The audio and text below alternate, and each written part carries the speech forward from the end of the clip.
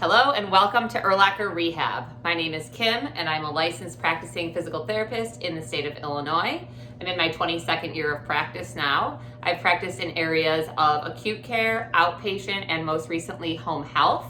My business partner and I, Sherry Urlacher, decided that we should go into business together because there had to be a better way for me to help more people faster rather than me going, say, door to door like I am doing now, or room to room in a clinic. So I was kind of felt like it was monotonous and I was repeating myself over and over. So we figured there had to be a better way to do this. So we are a multifaceted physical therapy company. We currently have telehealth available under our physical therapy tab. You can book an appointment with me online through the VC software platform that is HIPAA compliant. Everything will be transmitted to you through a HIPAA compliant software, exercise program, virtual video.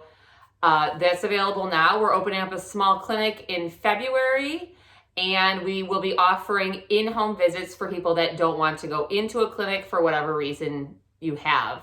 Don't want to leave the house, too much traffic, can't get the time of appointment that you want. So that will be available all under our physical therapy tab.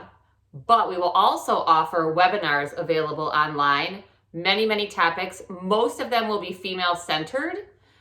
But if you have a pressing topic you want me to make a webinar on, feel free to email us at urlacherehab@gmail.com. You can find our email address on our Facebook page, Twitter, Instagram, our website. Just let me know what you're interested in, and I'll see if I can move that topic up the scale. So what we wanted to talk about today, which is what most of my webinars are going to be about, is what I see on a day-to-day basis. And I wanted to start with a quote from Calvin Wells, who wrote Bones, Bodies, and Disease. And that is, "The pattern of disease or injury that affects any group of people is never a matter of chance. It is invariably the expression of stresses and strains to which they were exposed, a response to everything in their environment and behavior." That's about 80% of what I see nowadays in the home. So I wanted to start with, when we talk about being healthy, what are we talking about? Are we talking about weighing ourselves and figuring out our BMI? Are we talking about our lab reports? How's your hemoglobin? How's your red blood cell count? Is that what it's about? Or is it really about thinking, how do I feel? Because really that's our first indicator of whether or not we are healthy. So what you want to think about, kind of jot down, so you can figure, that's my dog. She wanted to be right here with me, is you have to think about, do you have any of these occasional pains? Do you have this nagging backache sometimes? Do you get this headache that you keep, Tylenol in your desk in case you need it, or in the car, in your purse, any kind of occasional pains? How about clinical diagnoses, not self-diagnoses, over your lifetime?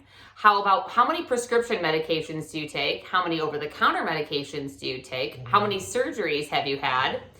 Are there any body parts that alert you every once in a while? Like, oh, that might be my kidney again. Okay, so alert, not necessarily pain, but maybe a discomforting feeling or an altered sensation, as I always say. And then is there anything like that you feel that is hurting all the time? Not just some of the times, like that occasional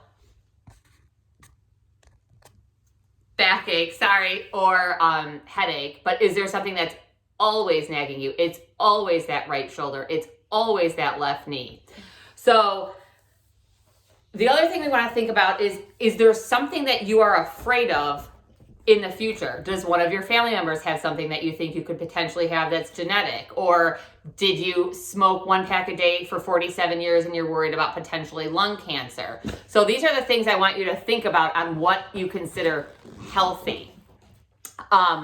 Because if you think about it, we've had huge advances in health and medicine, especially even in wealthy areas of the world, yet we're still seeing the same problems across the board.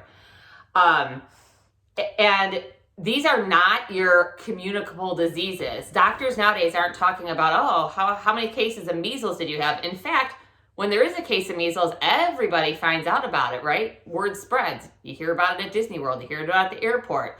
So these are not the things that we're talking about.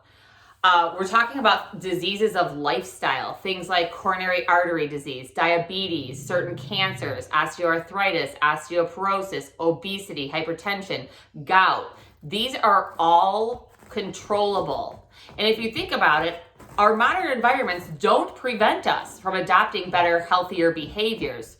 We decide to drive the car to the grocery store instead of walking. We decide to push the cart instead of throwing food in a backpack while we're walking around the store.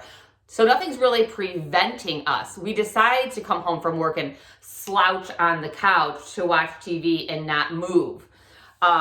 We decide to put arch supports in our shoes instead of walking around barefoot or in flat-soled shoes. So we will call all of these diseases of behaviors because that's really what they are.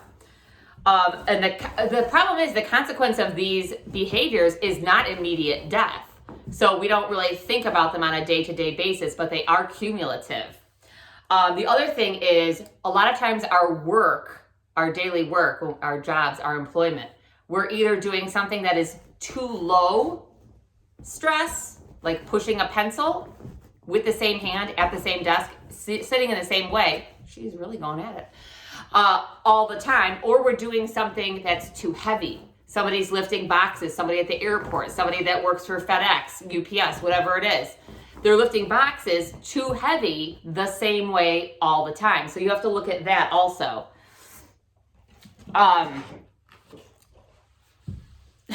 Sorry, the dog's a little distraction. So despite not being at risk for all these communicable diseases, we are in fact slowly dying in, as we say, in bits and pieces from our natural tendency to do as little as possible. So our desire to be comfortable has debilitated us. And the irony of that is being debilitated is not comfortable at all. So like I posted earlier, maybe like in November, I posted, you can either decide to spend money on your health now or spend money on your sickness later. So I think spending money on your health now sounds a lot better than the latter. So we have to think about advancements that have been made in our lives to make our lives less physically taxing. Like my joke nowadays is guys try and get a girl by flexing their fingers on a dating app, okay? So if you think about it, we can flex our fingers to order food from the couch that we're slouching in. So I just want to put this all in perspective, and this is basically the premise of several of my first webinars that we're going to be putting out. So like I say, perhaps the only way out of the way that we have been living is to go back to how our ancestors lived, because they weren't walking around with these back pains and these plantar fasciitis and this neck pain and my rotator cuff tore. So if you think about it, we kind of have to go back to that. So, because if you think about it, at some point in the human timeline, movement was necessary for survival. You had to be flexible. You had to be strong. You had to have good endurance. Carly, sit down, please. So this is the premise of our first few webinars, and we just wanted to put it out there. And we have some pretty cool contracts with companies, so I'll be putting out some smaller, short videos promoting some different products and things that we're going to carry. So have a good day, have a good week, and think about what I said.